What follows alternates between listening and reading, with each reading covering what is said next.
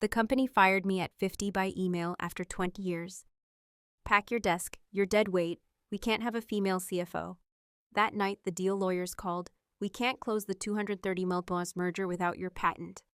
I smiled. Then your CEO can beg. He went pale. I was fired on a Wednesday. The email came at 4:47 p.m. Subject line, immediate termination notice. No phone call, no meeting, 20 years, and they couldn't even look at me. I remember staring at the screen in my home office, the cursor blinking in the search bar, where I'd been looking up flight prices for my daughter's graduation. The words didn't make sense at first. I read them 3 times before my brain accepted what my eyes were seeing. Effective immediately, your employment with Meridian Technologies is terminated. Please return all company property by end of business Friday. Your final paycheck will be processed according to standard procedures. That was it. 2 sentences, 20 years reduced to corporate, boilerplate. I sat very still. Outside my window, the neighbor's sprinkler made its rhythmic tick-tick-tick across their lawn. Somewhere down the street, kids were laughing. The world kept turning like nothing had happened. My phone buzzed. A text from Derek Chen, the new CEO they'd brought in 6 months ago. The one who'd barely spoken to me except to ask where files were. Security will escort you tomorrow morning. 9 a.m. sharp. Don't make this difficult. My hands were shaking. I set the phone down carefully, like it might explode. I didn't cry. That surprised me. I'd imagined this moment before. Everyone does, don't they? And I'd always thought I'd cry. But instead I felt hollow, like someone had reached inside my chest and scooped out everything vital, leaving just the scaffolding behind. 20 years. I'd been 29 when I started at Meridian. Fresh MBA, hungry, naive enough to believe that good work mattered more than good politics. The company had been small then, maybe 40 employees, scrappy and brilliant and building something that felt important. Encryption software for medical devices. Protecting patient data. Saving lives, in our own abstract way. I'd been employee number 37. I'd worked 100-hour weeks. Missed my son's kindergarten play. Divorced my husband partly because he got tired of competing with my laptop. I'd built the financial infrastructure that allowed us to scale. Created the projections that secured our Series B funding. Negotiated the contracts that kept us alive during the lean years. And somewhere along the way, I'd stopped being Claire Matheson, person, and become Claire Matheson, CFO. Which felt like an achievement right up until the moment it became a liability. The thing about being the only woman in the C-suite is that you're always visible and always invisible at the same time. They see you when they need something. They look right through you when it's time to listen. Derek had made that clear from day one. We need fresh perspectives, he'd announced in his first all-hands meeting, which really meant I'm cleaning house. He was 42, Stanford MBA, 3 successful exits under his belt. The board had brought him in to modernize operations and position us for acquisition. Translation, make us look pretty for buyers, then cash out. I'd seen it coming.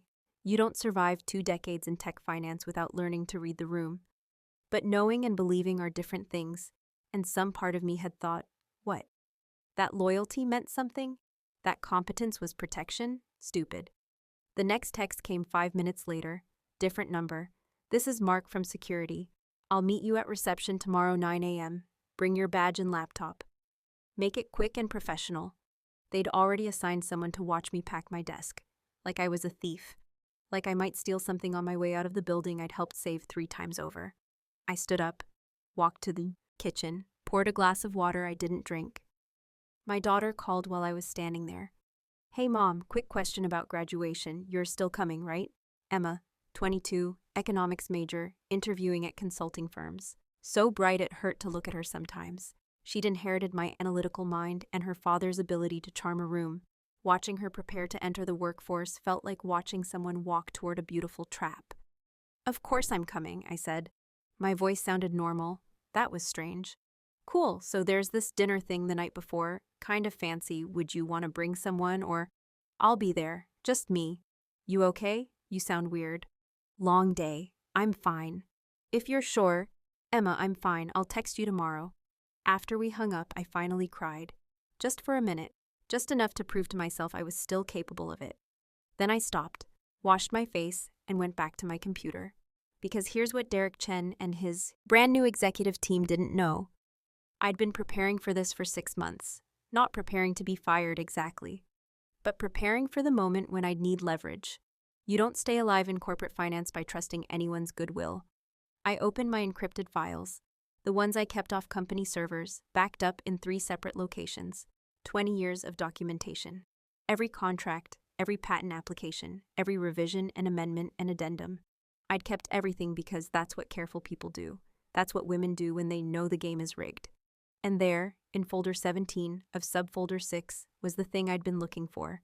Patent US 108473992B2, filed 9 years ago under my name, approved 6 years ago, renewed annually without fail, distributed encryption architecture for real-time medical data transmission. It was the backbone of Meridian's entire product suite, the algorithm that made our software unhackable. The reason hospitals and medical device manufacturers paid premium prices for our licensing, and it was mine. Technically, anything you create as an employee belongs to the company. That's standard in every employment contract. Except mine wasn't created as an employee. I developed the initial concept during a 6-month sabbatical I'd taken 8 years into my tenure. Burned out, overwhelmed, my marriage falling apart. I'd negotiated time off with the old CEO, Richard, who'd actually cared about his people. During those months, I'd done some consulting work, built the foundation of the encryption architecture for a medical startup that never got off the ground. They'd folded before filing patents, but I'd kept the documentation. And when I came back to Meridian, when we were struggling to scale our security infrastructure, I'd offered them a licensing agreement, not an assignment, a license. Richard had understood the difference. He'd signed off personally. The board had approved it. They'd been grateful. And for 9 years, that patent had quietly generated 30% of our revenue through sublicensing deals. Nobody remembered. Richard had retired 4 years ago. The board had cycled through 3 complete turnovers. Derek was new. His lawyers were new. And somewhere in the chaos of modernization and restructuring, everyone had forgotten that the woman they were firing owned the key to their entire business model. I read through the licensing agreement again. The terms were crystal clear.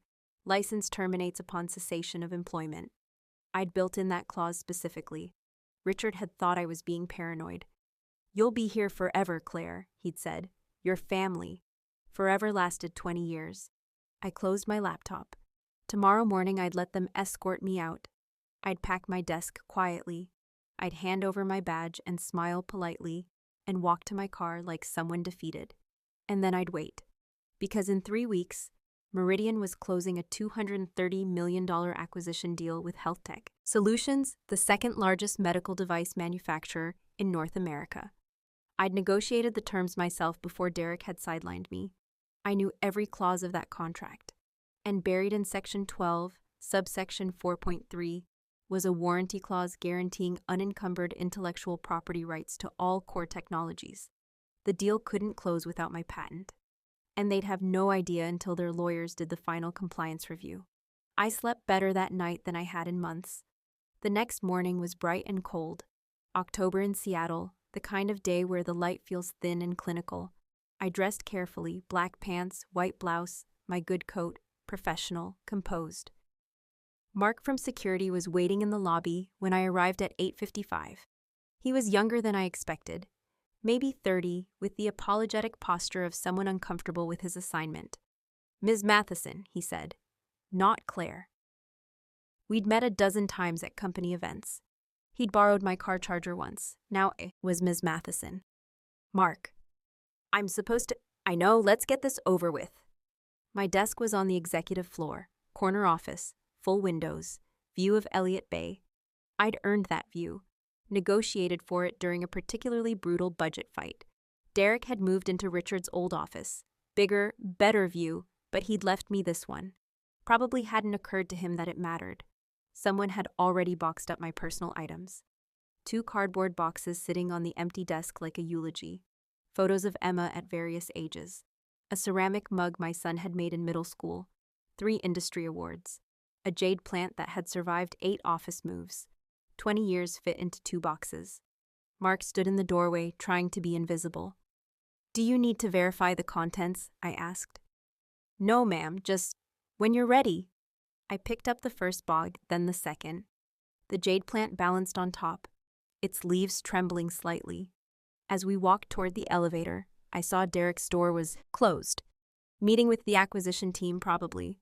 Polishing the pitch, rehearsing his big exit. In the elevator, Mark cleared his throat.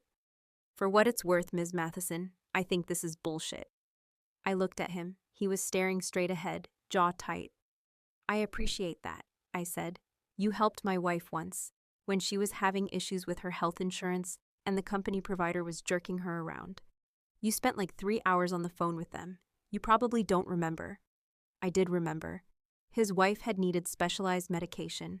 The insurance company kept denying the claims. I'd called in a favor with our benefits broker. I remember, I said. So, yeah, bullshit. The elevator opened. The lobby was bustling, morning crowd, people with coffees and laptops. Everyone busy and important and utterly indifferent to the woman carrying boxes toward the exit. I'd walked through this lobby thousands of times. First day, last day, everything in between.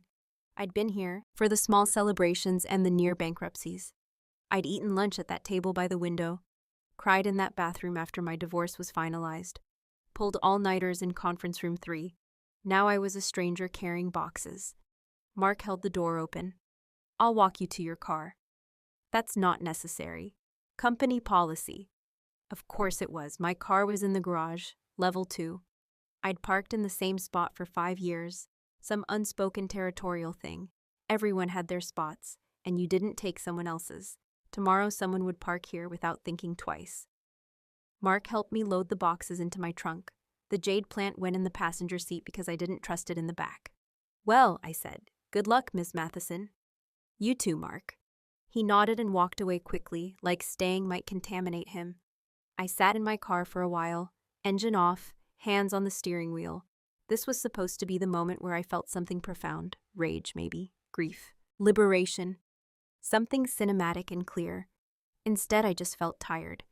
And underneath the tired, something harder, something that had been building for 6 months while I'd watched Derek systematically dismantle everything we'd built. While I'd sat in meetings where men half my age explained basic financial concepts to me, while I'd been interrupted, dismissed, reassigned, marginalized. That hard thing wasn't rage exactly, it was clarity. I drove home through morning traffic, NPR voices discussing policy changes I barely heard. The city looked the same as always, Pike Place Market, the Space Needle in the distance, tourists taking photos, everyone living their lives like mine hadn't just ended. At home, I made coffee, unpacked the boxes, found places for things that no longer had context, awards that meant nothing without the office to display them, photos that marked a version of me I wasn't sure existed anymore. The jade plant went on the kitchen windowsill. Then I opened my laptop and waited. The lawyers would figure it out soon, maybe today, maybe tomorrow. The acquisition was scheduled to close in 3 weeks. They'd be doing final due diligence now, checking and rechecking every patent, every licensing agreement, every warranty and representation. And somewhere in that process, someone would notice that patent US 108473992B2 was personally owned and the license had just terminated. I wondered who would call first. It turned out to be Derek's lawyer, a man named Philip Garrison from their outside counsel. He called at 3:17 p.m. Ms. Matheson, this is Philip Garrison from Steinberg & Associates. I represent Meridian Technologies. Do you have a moment? Polite, professional, the kind of voice that's been trained to reveal nothing. I have time. We're conducting routine due diligence for the health tech acquisition, and we've encountered a small administrative issue regarding patent US 108473992B2. Our records show you as the patent holder with a licensing agreement to Meridian. Could you help us clarify the current status? Small administrative issue. That was lovely. The patent is personally owned, I said. The licensing agreement terminated upon cessation of my employment, as specified in Section 3 of the original contract. Silence. I could hear papers shuffling. I see. And when exactly did your employment end? Yesterday. More silence. Longer this time. Ms. Matheson, I need to be very direct with you. That patent is fundamental to Meridian's core product offering. The acquisition agreement includes warranties regarding unencumbered IP rights. If there's any uncertainty about... There's no uncertainty, I said. The terms are quite clear. The license has terminated. Meridian no longer has rights to use, sublicense, or otherwise exploit the patented technology. Ms. Matheson, is there anything else, Mr. Garrison? We'll need to discuss this further. I'll be in touch. He hung up. I made dinner. Grilled chicken, roasted vegetables. Ate at the kitchen table with a book I wasn't really reading. Watched the sky fade from blue to gray to black. At 9:47 p.m., Derek called my personal cell. I let it ring 4 times before answering. Claire? His voice had a tightness I'd never heard before. We need to talk. Do we? This patent situation, you know this puts the entire acquisition at risk. Does it? Don't play games. You know exactly what you're doing. I'm not doing anything, Derek. I'm simply no longer licensing my intellectual property to a company that doesn't employ me. We can fix this. Come in tomorrow. We'll work something out. Work what out? Your termination was... There were miscommunications. We can reinstate you. Same position, same salary. We'll call it administrative error. Administrative error. After the security escort, after the boxes, after 20 years, dismissed by email. I don't think so, I said. Claire, be reasonable. You're throwing away your career over pride. My career was thrown away yesterday. I'm just responding to changed circumstances. What do you want? His voice was raw now. Money, equity, name your price. I don't want anything from you. The deal closes in 3 weeks. If we can't certify clean IP health tech walks, the board will lose $230 million. Do you understand what that means? Jobs, Claire. Real people's livelihoods. I understand perfectly. I negotiated that deal, remember? Before you pushed me out of the room. This isn't personal. You fired me by email. You had security escort me out. You called me dead weight. What part of that isn't personal? Silence. I never said that, he said finally. What? Dead weight. I never said that. I don't know where you... It was in Mark's notes. The security guard. He apologized to me. Said he was sorry about the dead weight comment. He thought I knew. Claire, I swear to you, it doesn't matter who said it. You all thought it. You brought in your own team, pushed out, everyone Richard built, and convinced yourselves that fresh perspectives meant erasing history. Well, here's your fresh perspective. I hung up. My hands were shaking again, but differently than yesterday. Not fear, something sharper. The phone rang again immediately. I turned it off. Emma called the next morning from a number I didn't recognize. Her boyfriend's phone. Mom, what the hell? Derek Chen's people have been calling me. They say it's urgent, something about you and a patent.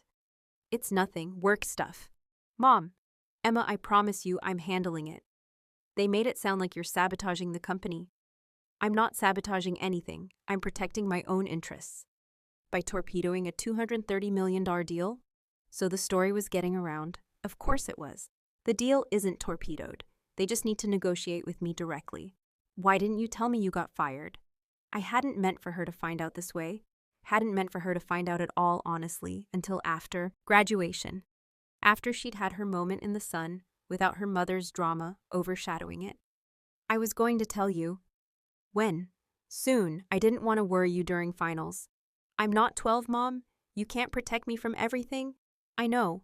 So what are you going to do? That was the question, wasn't it? I don't know yet. But you're okay? Financially?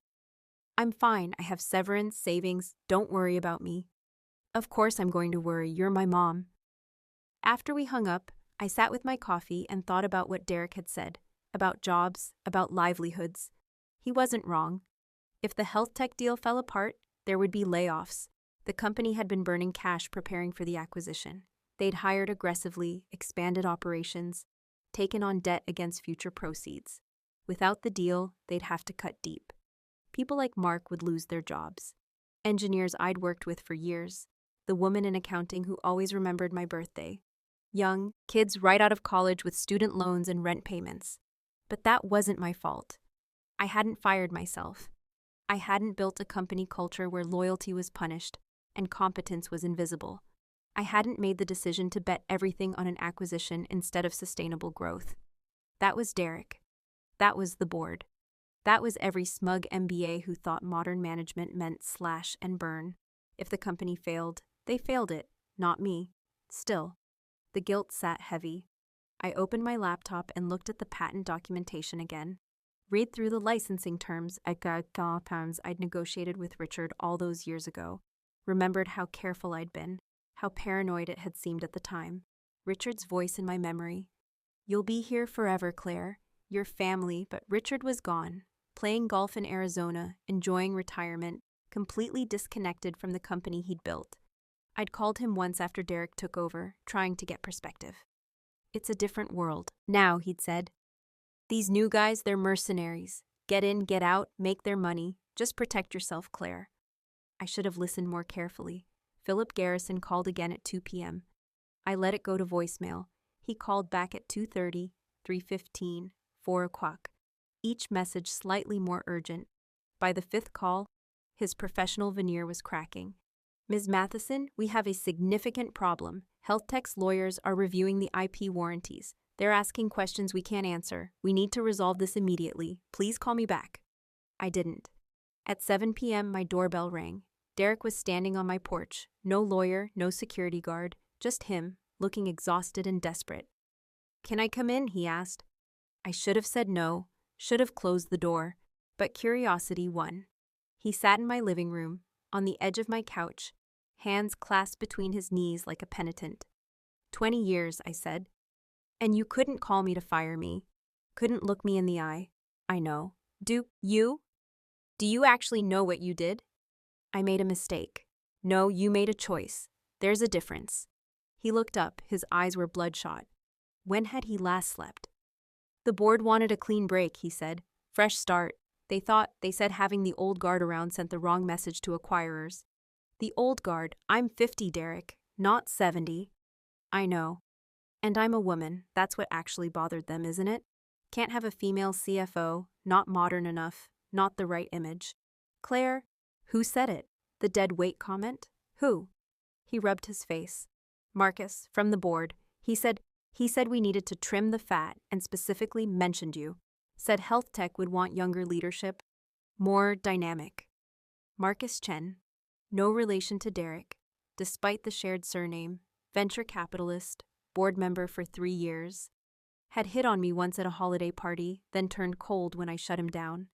Of course it was Marcus. And you just went along with it, I said.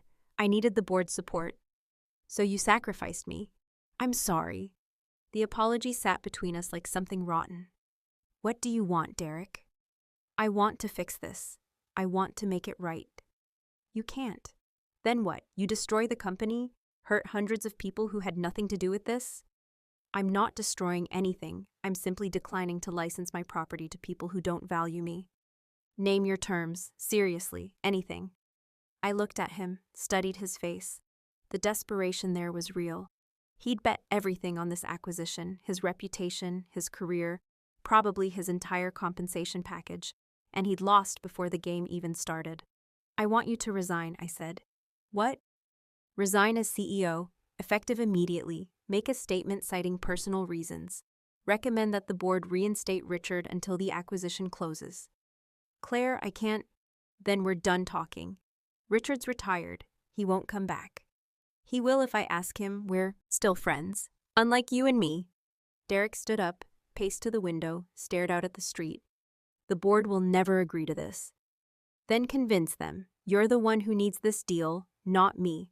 I'm perfectly happy to let the patent sit unused while you explain to your next employer why you torpedoed a $230 million exit. You're asking me to give up everything. No, I'm asking you to experience a fraction of what you did to me.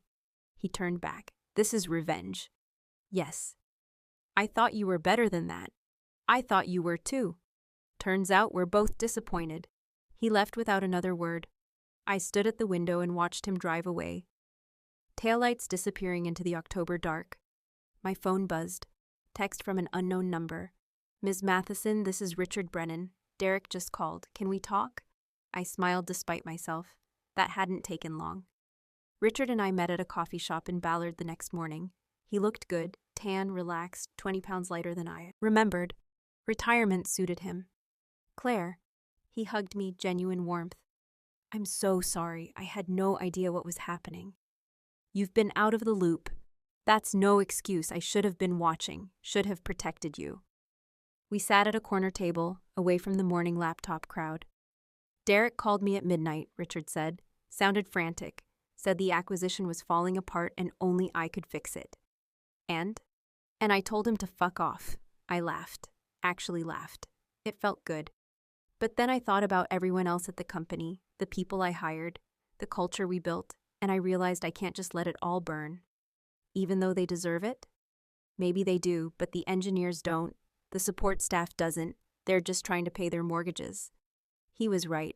I knew he was right. But the knowing and the feeling weren't aligned. Derek said you want him to resign, Richard continued. I do. That's fair. He fucked up monumentally. But Claire, be honest with me. Is that enough? If he resigns and I come back temporarily, will you license the patent? I'd been thinking about this all night, turning it over and over, looking for the angle I was missing. I want 3 things, I said.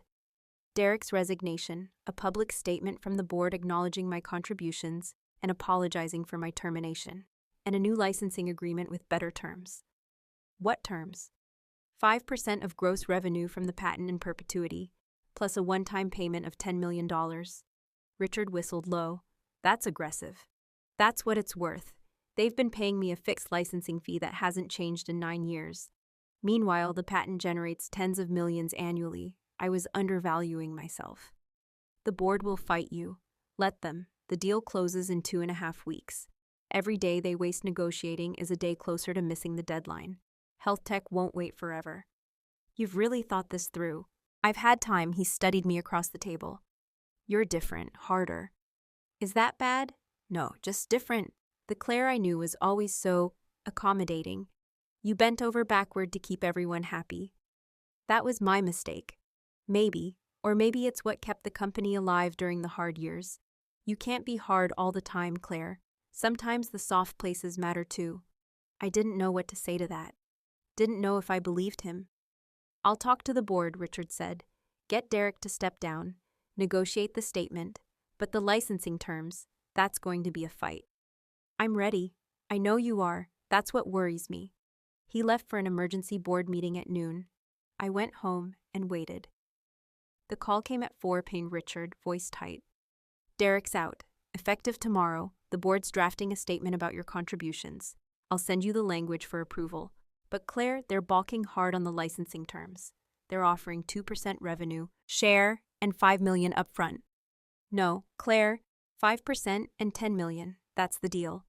They're saying it's extortion. It's market value. They're welcome to develop their own encryption architecture if they think mine is overpriced. That would take years. Exactly. Silence on the other end, then a long breath. You're going to win this, Richard said. You know that, right? Am I? They can't afford to lose the deal. The company's overextended. Without the acquisition cash, they'll be insolvent in 6 months. You have all the leverage. Then why does it feel like I'm losing? Because winning this way hurts. It's not the victory you wanted. No, the victory I'd wanted was 20 more years of building something that mattered. Mentoring young women coming up through the ranks, retiring on my own terms with dignity intact. This was the victory I'd been forced to take. Tell them I'll accept 4% and $8 million, I said. Final offer, they have 24 hours. Claire, 24 hours, Richard. After that, I'm licensing to their competitor. I hung up before he could argue. Was I bluffing? Probably. I hadn't actually approached any competitors, but they didn't know that. The next morning, Emma called. Mom, I saw the news. Derek Chen resigned. Everyone's saying you forced him out. Not exactly. Mom, the tech blogs are calling you the patent assassin. There are think pieces about whether you're a feminist hero or a corporate mercenary. People have a lot of time to write nonsense. Are you okay? Really? I thought about the question. Was I okay? I'm surviving, I said. That's enough for now. I'm proud of you. That stopped me. What? You stood up for yourself. You didn't just roll over. I know it's messy and complicated, but I'm proud. My throat tightened. Thank you. When this is over, we should get dinner. Talk about something other than corporate warfare. I'd like that. After we hung up, I cried again. Different tears this time. Relief, maybe, or just exhaustion. Philip Garrison called at 2 p.m. Ms. Matheson, the board has agreed to your revised terms. 4% revenue share, $8 million upfront. We'll have the contracts ready by tomorrow. And the public statement? Also agreed. You'll have approval rights over the final language. Fine. We'll need you to sign by Monday to keep the acquisition on track. I understand. Ms. Matheson, for what it's worth, I think they treated you shamefully. Then you should tell them that. I did, they didn't listen. At least someone had tried. The statement went out Friday morning, measured, professional, carefully crafted to acknowledge my contributions without admitting any wrongdoing. The Board of Directors of Meridian Technologies wishes to acknowledge the significant contributions of Claire Matheson during her 20 years with the company. Ms. Matheson's expertise and dedication were instrumental in our growth and success. We regret any miscommunication regarding the circumstances of her departure and wish her well in her future endeavors. Miscommunication, as if my frang had been a typo. But it was something, a small crack in the wall of silence. The tech press had a field day. Half the articles praised me for standing up to age and gender discrimination, half condemned me for prioritizing personal gain over company welfare. Everyone had an opinion. Nobody asked me what I actually wanted. Monday morning, I drove to Steinberg & Associates' office downtown. Philip met me in the lobby with a stack of contracts 2 inches thick. Everything's here, he said. The licensing agreement, the payment schedule, the warranties and representations. I flagged the signature pages. We went through it line by line. Philip was thorough, professional, patient, the kind of lawyer I should have had from the beginning. When we finished, he handed me a pen. Any questions? Just one. Do you think I'm wrong for doing this? He considered the question carefully. I think you're protecting yourself in a system that failed to protect you. I think you're exercising your legal rights. Whether that's right or wrong, I'm not sure that's my place to judge. But you have an opinion. I do. I think corporations chew people up and spit them out. And when someone figures out how to push back, we call them mercenary. We expect loyalty without reciprocating it. We demand sacrifice without offering security. So no, Ms. Matheson, I don't think you're wrong. I think you're doing what you have to do. I signed. $8 million was wired to my account that afternoon. The revenue share would begin with next quarter's earnings. The health tech acquisition closed on schedule. Derek took a position with a startup in Austin. Marcus left the board. Richard stayed on as interim CEO for 3 months, then retired again. Life moved forward. 6 months later, I sat in the audience at Emma's graduation, watching her walk across the stage in cap and gown. She'd accepted a job at McKinsey. Good salary, prestigious firm, all the doors I'd fought to open. I tried to be happy for her. After the ceremony, we had dinner at the fancy restaurant she'd mentioned. Just the 2 of us, white tablecloths and wine I couldn't pronounce. To new beginnings, Emma said, raising her glass. To new beginnings. So what are you going to do now, with all that money and free time? I'd been asking myself the same question. The patent money had made me financially independent. I could retire, travel, volunteer, do all the things people say they'll do when they finally have time, but none of it appealed. I'm thinking about consulting, I said. Help other women negotiate better employment terms, review contracts, protect their IP. Seriously. Why not? I learned some expensive lessons, might as well make them useful. That's very on brand for you. What does that mean? It means you can't help yourself. You have to fix things. She wasn't wrong. Would you have done anything differently? Emma asked. If you could go back? I thought about it. About the 20 years, the late nights, the sacrifices, about Derek and Marcus, and the email that ended everything.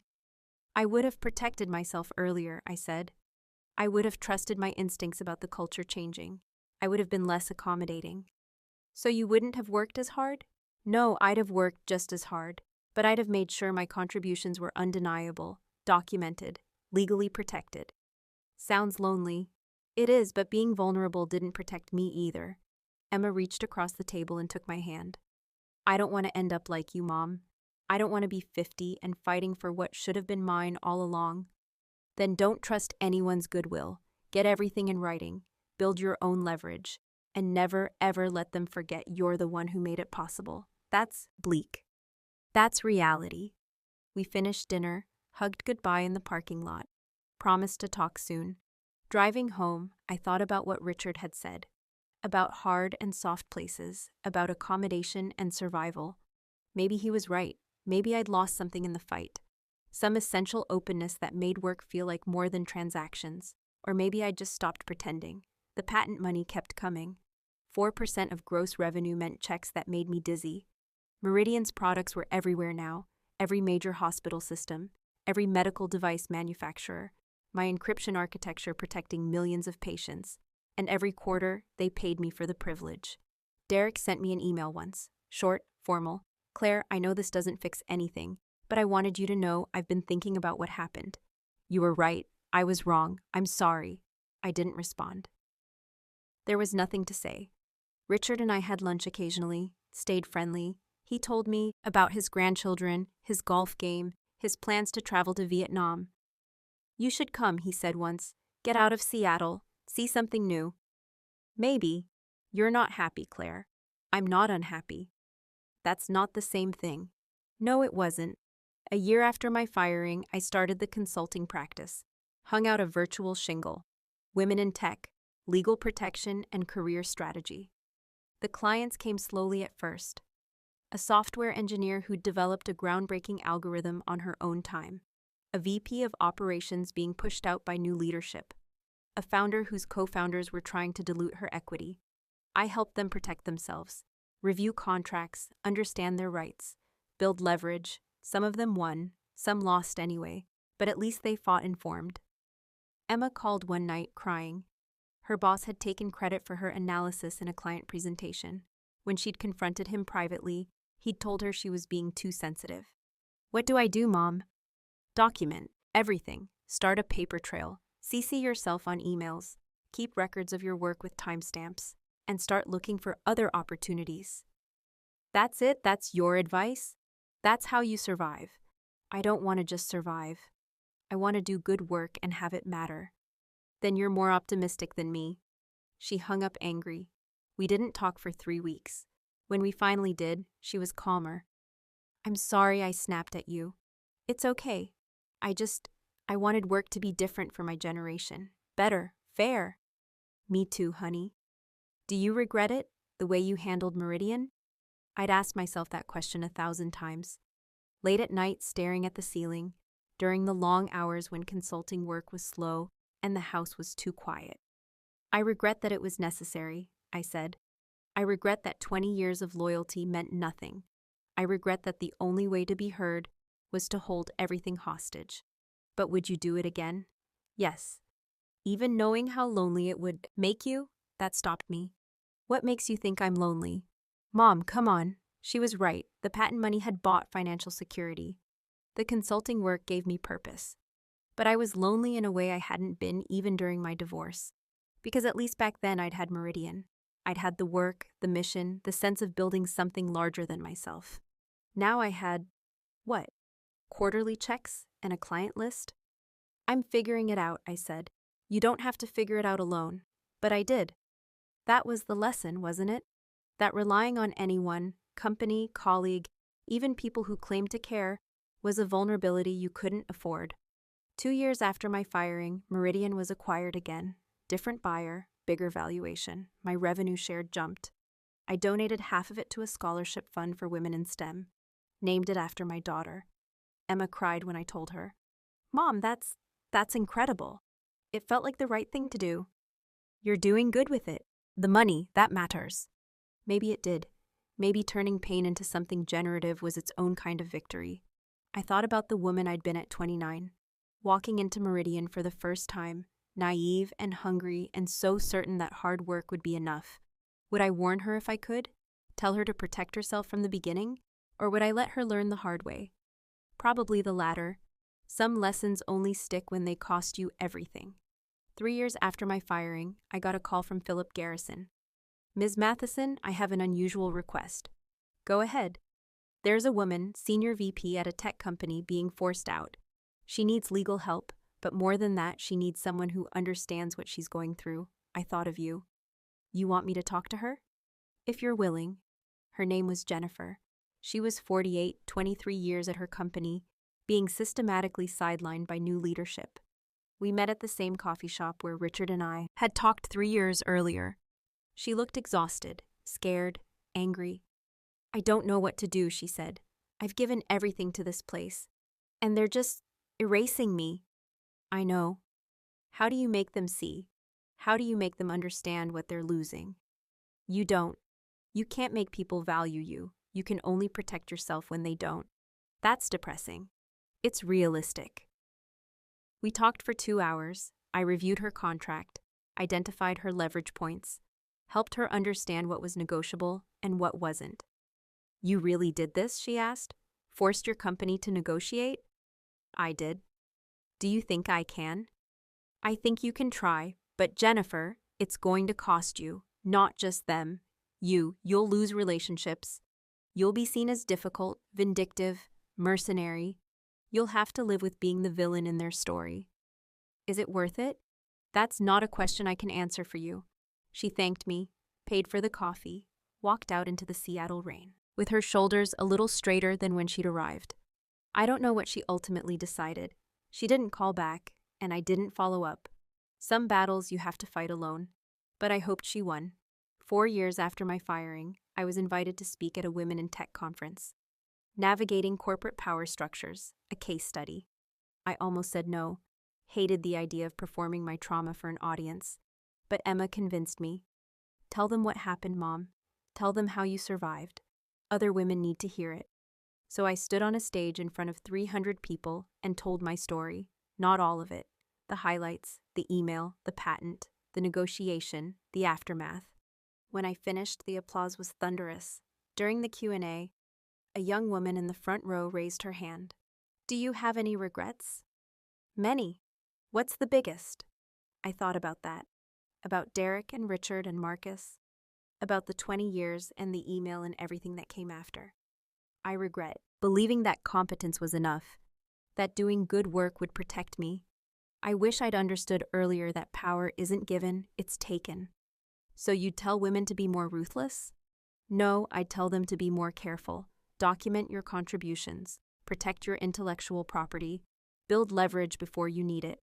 Don't trust anyone's goodwill, no matter how much they claim to value you. That sounds lonely. It is, but so is getting fired by email after 20 years. The audience was silent. Then someone in the back started clapping. Others joined. It built into something fierce and sustained. I stood there and let it wash over me, this strange mixture of vindication and sorrow. Afterward, dozens of women approached me, shared their stories, asked for advice, thanked me for speaking up. I gave them my card, told them to call if they needed help. Most wouldn't, but some would. And maybe that mattered. 5 years after my firing, I published a book, Leverage, A Woman's Guide to Protecting Herself in Corporate America. It was part memoir, part legal handbook, part manifesto. Emma helped me edit it. Richard wrote the foreword. The reviews were mixed. Some praised it as necessary and brave. Others called it cynical and damaging. Matheson's advice will create a generation of paranoid transactional workers who prioritize self-protection over collaboration, one critic wrote. Maybe. Or maybe it would create a generation of women who didn't get fired by email. The book sold moderately well, generated speaking invitations, led to more consulting clients.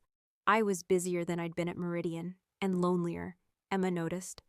Mom, you need to build something new, not just help other people protect themselves. Actually build something. Like what? I don't know, a company, a nonprofit, something that's yours from the beginning, something they can't take away. She wasn't wrong. I started thinking about it. What would I build if I could start over? What mattered? Not just protecting people after they'd been hurt, preventing the hurt in the first place. 6 months later, I launched Fair Equity Partners, a fund that invested in women-led startups with one condition. The founders had to maintain majority control and ownership. No dilution, no board takeovers, no forced exits. We'd provide capital, mentorship, connections. But the power stayed with the women who built it. Emma came on as a junior partner, left McKinsey without looking back. This is what I wanted, she said, helping people build things that last. Our first investment was a medical device company run by a woman who'd left her corporate job after being passed over for promotion. She'd spent 2 years developing a better catheter design, had patents, prototypes, early traction. She reminded me of me at 29, before I learned all the hard lessons. Don't make my mistakes, I told her. Protect yourself from the beginning. Build leverage before you need it. But also trust people, Emma added. Not everyone's out to hurt you.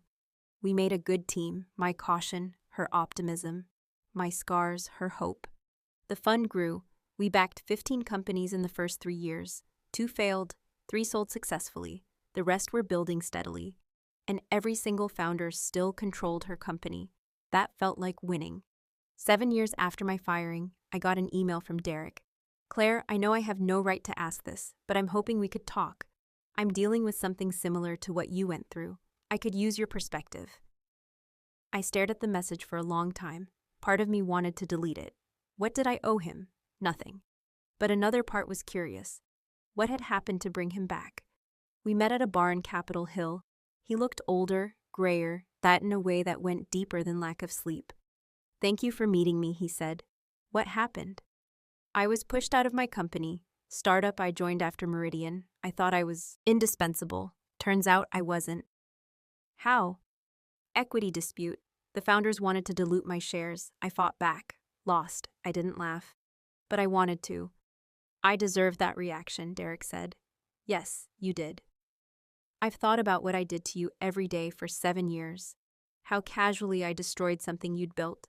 How little I understood what it would cost you. And now you understand. Now I understand. We sat in silence. Outside, the city moved past the window, people coming and going, everyone carrying their own invisible weight. I need advice, Derek said, about what to do next. How to rebuild. Why would I help you? Because you're a better person than I was. Was I? I honestly didn't know, but I told him about Fair Equity Partners, about the fund, the founders, the model. You're doing good work, he said. I'm trying. For what it's worth, Claire, I'm sorry, truly. I was wrong, about everything. I know. Does it help, the apology? A little, not enough, but a little. He nodded, finished his drink. I won't bother you again. Derek. He looked up. Everyone deserves a second chance. Just do better this time. After he left, I sat alone and thought about forgiveness, about whether I'd actually forgiven him or just gotten tired of carrying the anger. Maybe it didn't matter. Maybe moving forward was enough. 10 years after my firing, Emma got married. Small ceremony, close friends and family, on a beach in Oregon.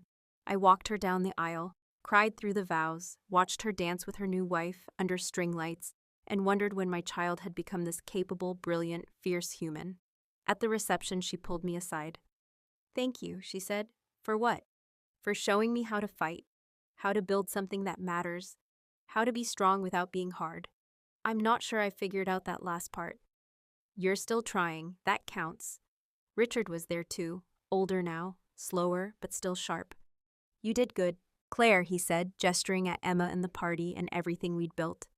You survived and turned it into something meaningful. Did I? You're still asking that question. Every day. Then you're honest. That's rare. We danced. Stiff, awkward, laughing at ourselves. Old people at a young person's wedding. Any regrets? Richard asked. Thousands. Would you do it all again? I thought about Meridian, about the email, about Derek and Marcus and Philip and everyone who'd played a role in that chapter, about the patent and the negotiation and the years of rebuilding, about Emma and Fair Equity Partners and the women we'd helped. Yes, I said, I would do it all again, differently maybe, better hopefully, but I would fight. Good. Why good? Because the world needs people who fight. Not for revenge, for principle. Is there a difference? You tell me. I didn't have an answer. Still don't. But I know this. I'm not the woman who got fired by email 10 years ago. She's still in there somewhere, hurt and scared and naive. But she's been joined by someone harder, wiser, more careful. Someone who understands that power isn't given, it's built. That trust without documentation is fantasy.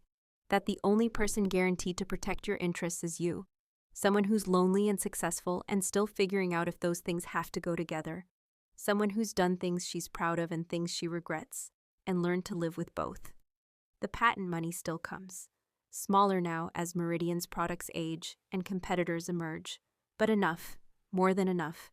Fair Equity Partners is thriving. 27 portfolio companies, 12 exits, 15 women who still control what they built. I speak at conferences, consult with lawyers, mentor young women who remind me of who I was. And sometimes, late at night, I think about that email. Pack your desk, you're dead weight. And I think about what came after, the fight, the victory, the cost, and I wonder if I won or if I just survived. Maybe they're the same thing. Maybe that's enough.